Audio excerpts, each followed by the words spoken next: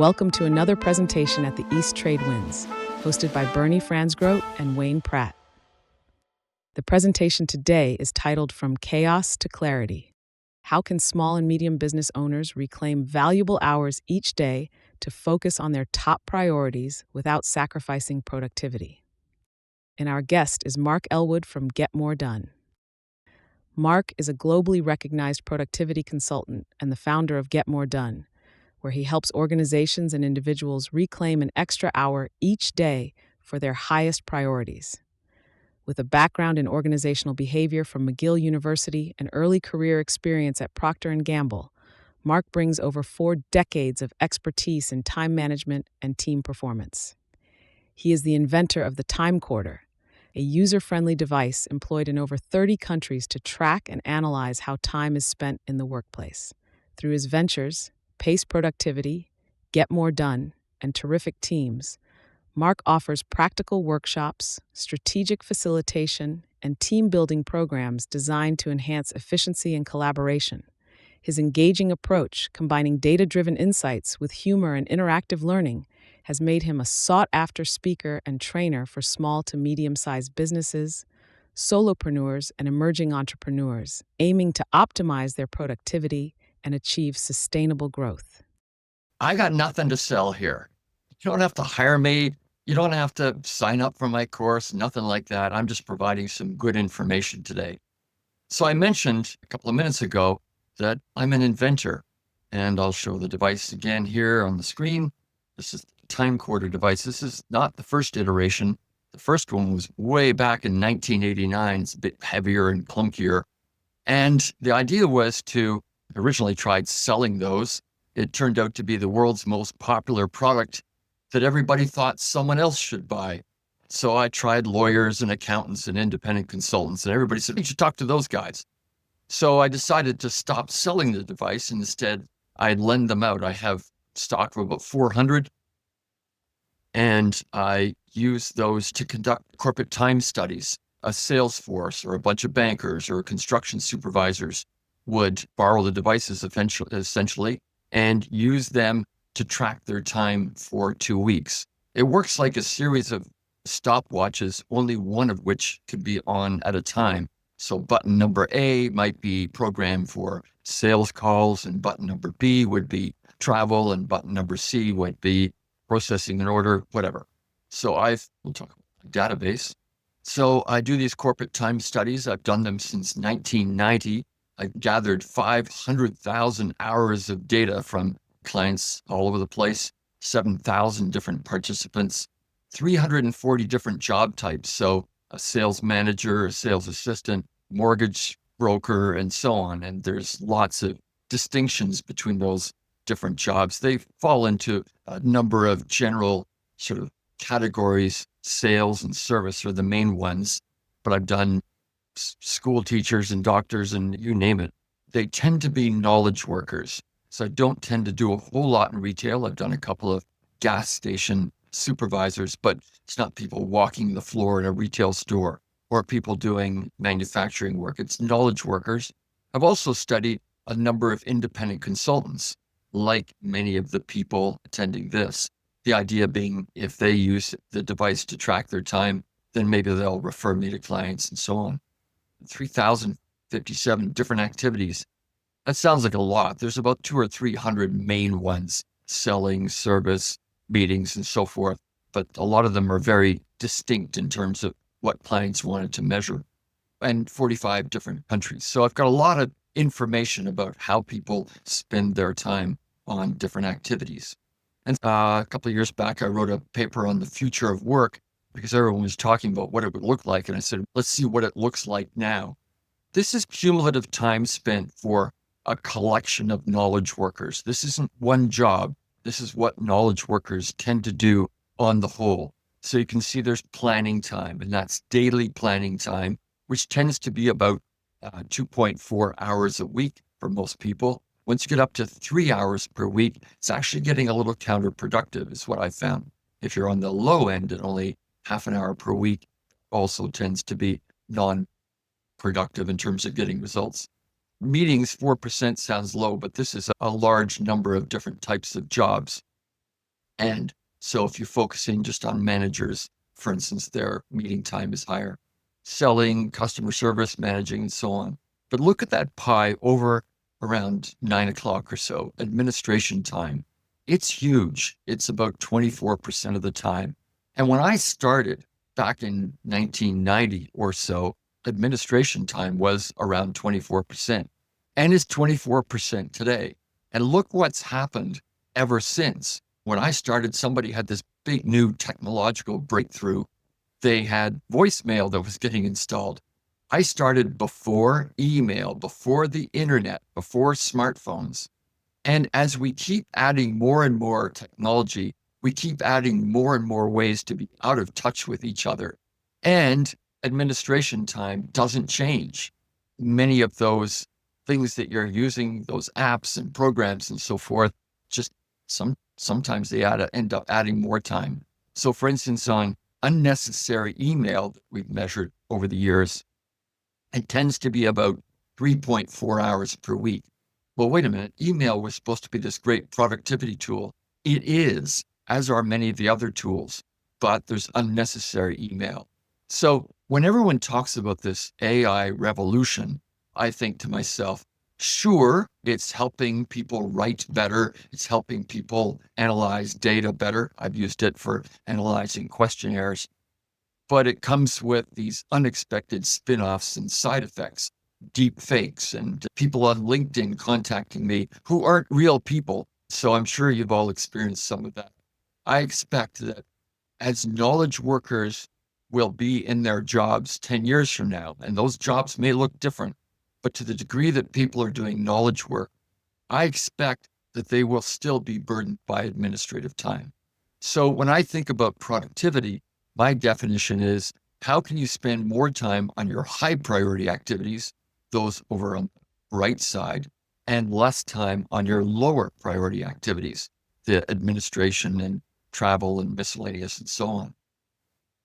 If you look at time spent on highest priority activities, and I recently wrote a paper on time use differences between men and women at work, and nobody has ever really focused in on what high priority activities are. If you look at Stephen Covey and others who use the Eisenhower matrix, really invented by Eisenhower, but given his name, we have urgent and important activities. And the idea is you're supposed to spend time on your important activities and not necessarily your urgent ones, quadrant 2 activities. But nobody's defined what those are. Covey hints a little bit about relationships and things, and other people have hinted at them. And I thought, why don't I look at that? In advance of conducting our time studies, I just happened to have asked people an open-ended question and a couple of others. One of those questions is, what are the most important things you need to do in your job? And so ask a salesperson and they'll say, oh, I need to process orders. I need to service my clients and so on. But the number one response that comes out is, I need to sell and prosper. So if I looked at a bunch of different job types, there's a few of them listed here. I had 13 altogether. And I mapped what people said were their highest priority activities with how much time they were actually spending on those. And get a sense of it here from this chart. The average is only 20%.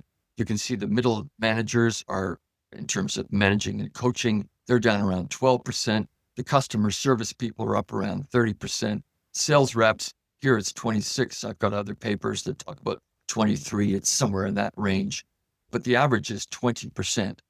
When I looked at men versus women, that recent paper I wrote, women tend to spend more time on their highest priority activities, that being 22% of their time, versus men only at 18%. Women also work fewer hours. They also get things done faster in terms of the duration of their events. They're closer to their ideal profiles. So women tend to be more productive than men, at least in terms of those criteria. So what this is saying is your main activities are only going to be 20% of your time. We've got a lot of independent consultants here. It tends to be a little higher for people like yourselves. So we've measured actual customer service time. And the top performers get up to about 19 hours per week. And that's it.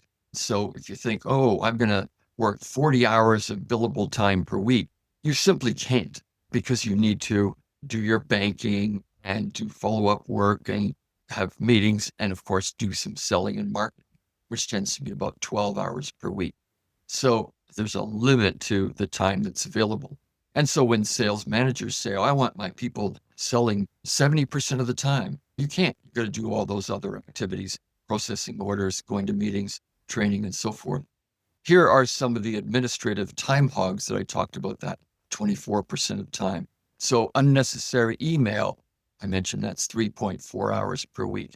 Paperwork and administrative tasks. For middle managers, that tends to be about 5 hours per week. And when we can define that more precisely, I try to, but often it's just a general catch-all. Emergencies and crisis management comes up, of course. That's those urgent activities in Eisenhower matrix. Reactive problem solving, that should be singular. So putting out fires and such. Required internal meetings. Meetings tend to be around 46 minutes each. If you can get those to be a little faster, all the better. And I'm now on a new focus to help people run better meetings. So that's something I'm going to be involved with. Customer service calls and complaints, those take up people's time. And arguably, that's kind of what you do. But what people complain about is the volume of those. And if the system is working, then your customers wouldn't need to call you because the system is delivering products and services. But you get these complaints that come. Handling mail comes up. Sometimes it's paper mail, sometimes it's email, of course. And then internal queries from other departments. So people often talk about procrastination, being a big time hog. These are the things that tend to be time hogs. So let me give you a tip in just a couple of minutes that we have. I think a to-do list is a terrific productivity hack, in addition to using a TimeCorder to track how you spend your time and give you some diagnostics. This is about planning your time, and to-do lists deal with the past, the present, and the future. The future, what am I going to do today? The present, what do I need to be doing now? And the past, at the end of the day, you can look at your to-do list and actually check things off and say, I got them done. Here's my favorite tip on planning your day. It's start with a blank slate. Imagine you've got a to-do list with nothing on it. No meetings, no calls, nothing at all. And here is the big question to ask yourself. This will make a difference how you spend your time. Ask yourself, if I had nothing to do today, what would I do to affect my results a month from now? So you've got a blank slate. Now you've got some long-term goals that you've set out. I do some sessions on goal setting as well. Once your goals are in place, you ask yourself, if I had nothing to do today, what would I do to affect my results a month from now? You'd make some sales calls. You'd hire that new person. You'd develop your website, whatever. Those are things that are going to affect your business over the long term. Those are your high priority activities. That's that 20% I talked about. If you get that 20% up to 30%, then you're in the top performers. So having done that, you list the things you can actually complete today. If you want to hire a new person, you can't hire someone entirely, but you can go through the resumes. You can schedule some appointments to hire people and so on. And many of you are independent consultants. Maybe that's not something you're doing, but just fixing your website, for instance. You can't redesign the whole website in a day, but you can list some of the things you can actually complete today. And then you block time for them. Okay, my best time to work is at 11 o'clock or at 1 o'clock or whatever.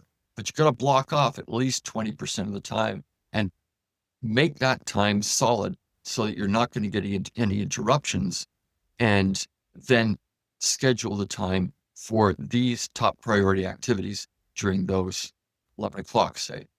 And then after that, to continue this, you would fill in those other meetings and those other emails and your banking and cleaning your office and so on. But you've got to schedule time for these high priority activities first. And you don't have to get them done first in the morning. You certainly have to schedule time for them first. That's the best productivity hack that I've got for you today. that magic question. If you had nothing to do, what would you do to affect your results a month from now? And there's my information. You can find out more at getmoredone.com, and there's my email address, mark@getmoredone.com. Unlock the full potential of networking with East Trade Wins. Are you eager to connect with our esteemed guest speaker and delve deeper into the ever-expanding universe of connections? Simply scan the QR code now and embark on a journey of endless opportunities. Join us at East Trade Wins, where we gather online via Zoom every Tuesday from 8 to 9 a.m. Eastern Standard Time. Whether you're a seasoned professional or just starting out, you're welcome to connect with us. Seize the moment, register for free, and start exploring today. Fancy sharing your insights as a guest speaker? We're looking for you. Reach out to Wayne Pratt to ignite your speaking journey. Email him at wayne@motivateyou.ca or connect with Wayne on LinkedIn. Don't wait. Take action and be a part of a global community that's shaping the future of business networking.